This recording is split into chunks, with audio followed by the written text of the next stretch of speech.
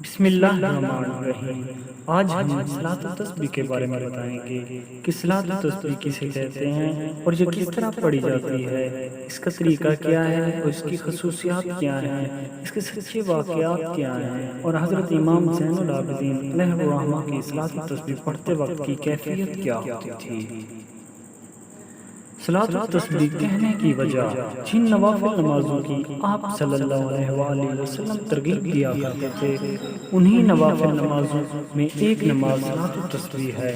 اس نماز کو صلاۃ التسبیح کہنے کی وجہ یہ ہے کہ اس میں کثرت سے تسبیح پڑھی جاتی ہے، جسے تیسرا کلمہ کہتے ہیں۔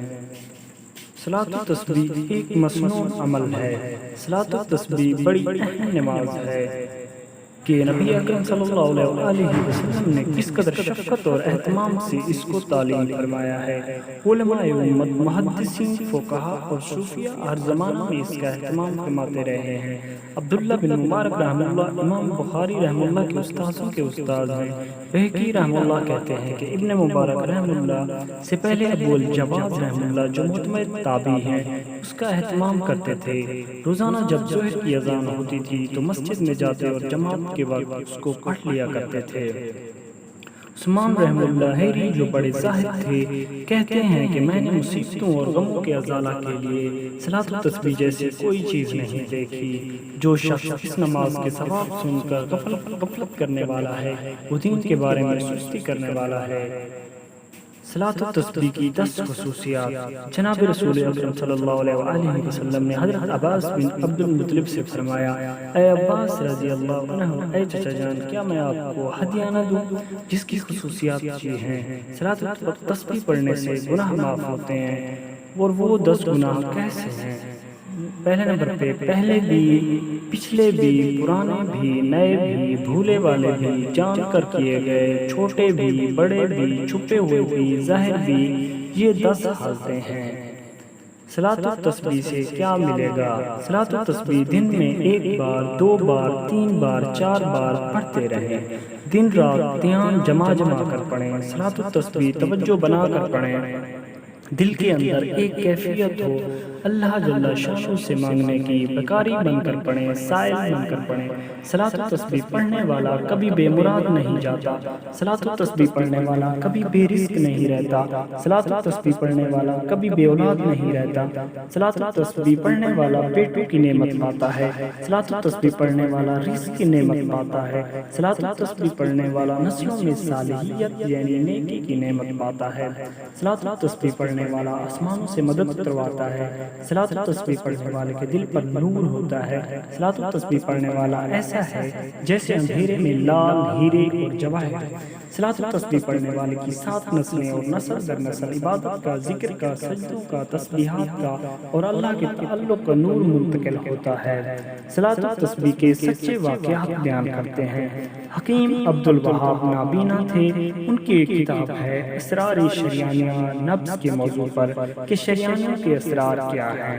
حکیم صاحب نبض پر ہاتھ رکھا کر کھایا پیا سب بتا دیتے تھے۔ علامہ محمد اقبال رحمہ اللہ کا بھی انہوں نے علاج کیا۔ حکیم صاحب کی زندگی میں ایک چیز جو کثرت سے ملتی ہے وہ ہے صلاۃ التسبیح۔ وہ خود کہتے ہیں کہ صلاۃ التسبیح نے میرے لیے تشخیص کے دروازے کھول دیے ہیں اور پھر میرے منہ سے وہ نکلتا ہے جو سچ ہوتا ہے۔ دوسرے نمبر پر جو واقعہ ہے وہ ہے حکیم عبداللہ کنز المجروبات مجربات کے مصنف ہیں۔ ان کی زندگی کا ایک واقعہ آتا ہے۔ ان کے پاس ایک مریض آیا جس کا سارا جسم گلا ہوا تھا۔ ہر جگہ سے علاج کرایا مگر سمجھ نہ آیا۔ حکیم صاحب کہنے لگے، میں صلاۃ التسبیح کا عادی تھا، میں نے پڑھ کر اللہ تعالیٰ سے مدد مانگی، تو پھر میں نے ان سے کہا کہ مریض کا پیشاب لے آؤ۔ صلاۃ التسبیح کی وجہ سے اللہ تعالیٰ نے پردے ہٹا دیے۔ میں نے دیکھا ایک مور ہے، اس کے منہ میں سانپ ہے۔ تو پھر پوچھنے پر پتہ چلا کہ اس بندے نے کچھ دن پہلے مور کھایا تھا اور اس وقت مور نے تازہ سانپ کھایا ہوا تھا، جس کی وجہ سے زہر اس کے جسم میں اثر کر گیا تھا، جس کی وجہ سے اس کا جسم گل چکا تھا۔ پھر اس بندے نے خود کہا کہ جب سے میں نے مور کھایا تھا اس وقت سے میرا جسم گل چکا تھا۔ مور کی غذا سانپ ہے۔ صلاۃ التسبیح واقعی پردے ہٹا دیتی ہے۔ تیسرے نمبر پر جو واقعہ ہے وہ ایسا ہے کہ ایک تھانے دار تھے، بہت متقی آدمی تھے، اس کے پاس تفتیشی کیس آتے تھے، گمنام قتل، گمنام چوریاں، اغوا کے عورتوں اور بچوں کے کیس۔ جہاں وہ تفتیش میں کوشش کرتا وہاں وہ صلاۃ التسبیح پڑھتا کہ تیسرے کلمے میں طاقت ہے، تیسرے کلمے میں تاثیر ہے۔ کہنے لگے ایک قتل کا کیس آیا، نہ قاتل کا پتہ نہ لاش ملی، تو کہنے لگے میں نے صلاۃ التسبیح پڑھنا شروع کر دی۔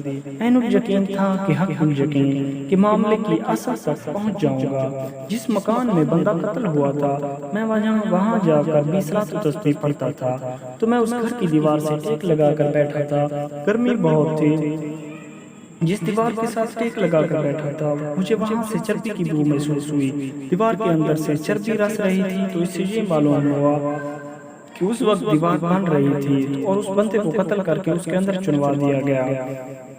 لاش دیوار کے اندر چنی ہوئی تھی۔ یہ صرف اور صرف اللہ پاک کی مدد اور صلاۃ التسبیح کے عمل کا کمال تھا۔ حضرت امام زین العابدین علیہ الرحمہ کی صلاۃ التسبیح کیسی تھی؟ کتابوں میں لکھا ہے کہ اگر صلاۃ التسبیح دیکھنی ہے تو امام زین العابدین رحمہ اللہ کو دیکھو۔ سبحان اللہ، کیا بات ہے! کیونکہ آپ صلاۃ التسبیح پڑھتے ہوئے اللہ جل شانہ کا نام عظمت سے بیان کرتے تھے کہ جب سبحان اللہ کہتے تھے تو ایسے ہوتے تھے کہ ان کی جیسے روح نکل گئی ہو، بے جان ہو گئے ہوں۔ جب الحمدللہ کہتے تھے تو جیسے روح پڑ گئی ہو، جب لا الہ الا اللہ کہتے تھے تو فرمایا کہ ایسے جیسے ان کا جسم بکھر گیا ہو، جب اللہ اکبر کہتے تھے تو ایسا ہوتا جیسے اللہ تعالیٰ کے نام کی عظمت ان کے اندر پیدا ہو گئی ہو، جب لا حول ولا قوت الا باللہ العلی العظیم کہتے تو جیسے ندامت سے نچڑ جاتے۔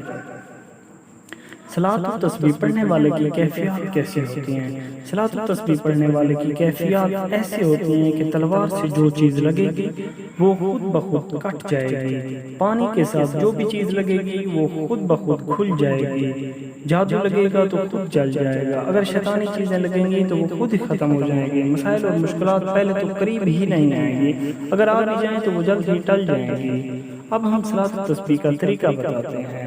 سب سے پہلے 4 رکعت نماز نیت صلاۃ التسبیح باندھ کر ثنا کے بعد 15 مرتبہ یہ تسبیح پڑھیں، سبحان اللہ والحمدللہ ولا الہ الا اللہ واللہ اکبر پڑھ کر سورۃ فاتحہ پڑھیں، اور قرات کے بعد 10 مرتبہ پھر یہی تسبیح پڑھیں، اور پھر رکوع کریں، رکوع میں 3 مرتبہ سبحان ربی العظیم پڑھ کر 10 مرتبہ یہ تسبیح پھر پڑھیں، اور پھر رکوع سے اٹھ کر سمع اللہ لمن حمدہ اور ربنا لک الحمد کے بعد قوما میں 10 بار پڑھیں، پھر سجدے میں جائیں اور سجدے میں سبحان ربی الاعلیٰ کے بعد 10 مرتبہ وہیں سجدے کی حالت میں پڑھیں، اور پھر سجدہ سے اٹھ کر جلسہ کی حالت میں 10 مرتبہ یہی تسبیح پڑھیں، اور پھر دوسرے سجدے میں اسی طرح سبحان ربی الاعلیٰ کے بعد سجدے کی حالت میں 10 مرتبہ پڑھیں۔ اس طرح ٹوٹل تعداد ایک رکعت میں 75 ہو جائے گی، اور ٹوٹل 4 رکعتیں ہیں تو پھر پوری صلاۃ التسبیح میں تعداد 300 ہو جائے گی، اور جب دوسری رکعت کے لیے آپ کھڑے ہوں گے تو پہلی مرتبہ یہی 15 مرتبہ یہی تسبیح پڑھنی ہے، پھر سورۃ فاتحہ اور قرات کے بعد پھر 10 مرتبہ، اور آگے پھر اسی طرح جیسے پہلی رکعت میں کہا ہے۔ ہر رکعت کی تعداد 75 ہے اور ٹوٹل تعداد 300 ہے۔ تسبیح کی اور